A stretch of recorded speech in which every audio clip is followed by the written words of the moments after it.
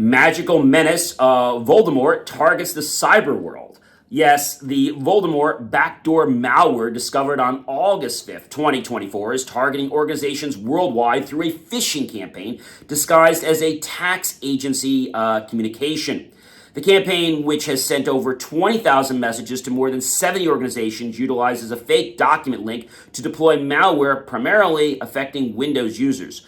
The malware employs a Python script and DLL or dynamic link library sideloading to operate with Google Sheets used for command and control.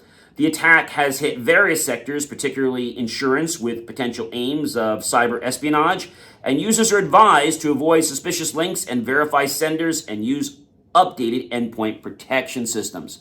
I always said it's not a question of if you're going to get attacked, but when, if you're not properly protected. And don't open something you don't know. Don't click on links from people you don't know.